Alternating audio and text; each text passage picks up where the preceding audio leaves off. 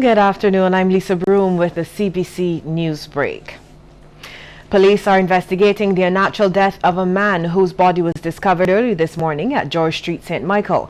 Just after 2 this morning, a police mobile unit was on duty along George Street when officers saw the motionless body of a male lying on the road with what appeared to be a severe head trauma. Anyone who can provide information to assist with this investigation is asked to contact the police emergency at 211, Crime Stoppers at 1-800-8477 or the nearest police station. Lawmen say all information received will be kept in the strictest of confidence. The cause of a fire that extensively damaged a body workshop in Maxwell, Christchurch is being investigated by the Barbados Fire Service. The blaze took place about 5 minutes to midnight last night. Fire officials responded with 2 tenders and 6 officers under the command of Station Officer Denton Foster. 3 windows of a neighboring house were also damaged. From November 1st, applicants for U.S. passports and visas must remove their eyeglasses for passport and visa photos. This is according to a release from the U.S. Embassy to Barbados, the Eastern Caribbean, and the Organization of Eastern Caribbean States. The U.S. Department of State is implementing this policy to enhance the security of the application process and improve officers' ability to quickly verify the identity of applicants. Now, applicants may wear eyeglasses for U.S. passports and U.S. visa photos if they have a medical issue, such as recent surgery, and require eyeglasses to protect their eyes. If applicants must wear eyeglasses for medical reasons, they will need to submit a signed statement with their application from a medical professional or health practitioner, such as a surgeon or ophthalmologist. Applicants should ensure that they have removed their eyeglasses for their U.S. passport and visa photos to avoid any delays in processing applications. Well, it was a sea of pink that greeted the Iron Warrens yesterday. This as thousands of Barbadians came out for the CIBC First Caribbean Walk for the Cure. We have more in this report. Over 15,000 men, women and children donned their pink t-shirts to take part in the CIBC First Caribbean's Walk for the Cure yesterday. The annual walk helps to raise awareness and funds to assist those affected by breast cancer. This year's event featured a 5K walk and run and a 10K run. Coordinator of the Barbados Cancer Society's breast screening program, Dr. Shirley Jagaru, says attitudes towards breast cancer are changing as a result of heightened awareness.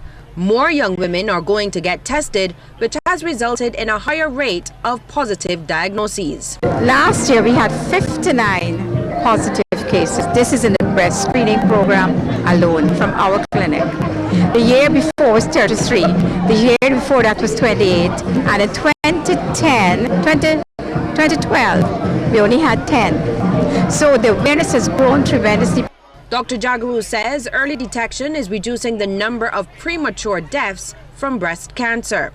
Meantime, Chief Executive Officer of CIBC First Caribbean International Bank, Gary Brown, says they are committed to the fight against cancer. CIBC First Caribbean, like a lot of employers, has a lot of its own family that are suffering from this terrible disease. And we want to do everything we possibly can to ensure that the funding is there to... Managing Director Donna Wellington says they have raised hundreds of thousands of dollars towards the cause. It's a very important cause for us.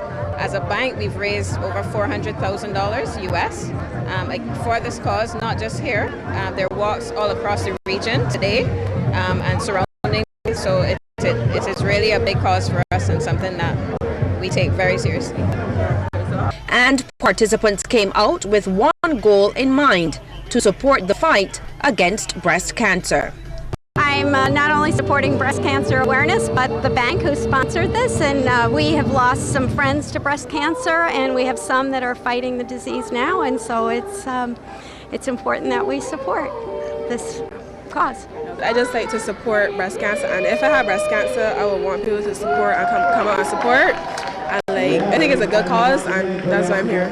We're all out today because it's a worthwhile event. It's an event for a cause.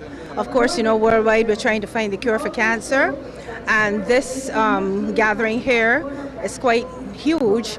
I think that it is a representation of people identifying with cancer through lost ones, or also because they themselves want to find the cure. And it is something that is worthwhile to support. Lisa Lord, CBC News. Barbados Ambassador to CARICOM, Robert Bobby Morris, says there's need to develop the Caribbean identity. He's of the view that CARICOM nationals should feel a sense of personal identification with the Caribbean. He says of equal importance is a coordinated foreign policy. Ambassador Morris says the Caribbean single market and economy will be on the agenda for next year's CARICOM Heads of Government meeting in Guyana. We are looking to see how well we are covering that. We have to go back to the next intersessional meeting, which comes up in February in Guyana, and give a report. And our country, of course, is the lead in terms of single market and economy matters.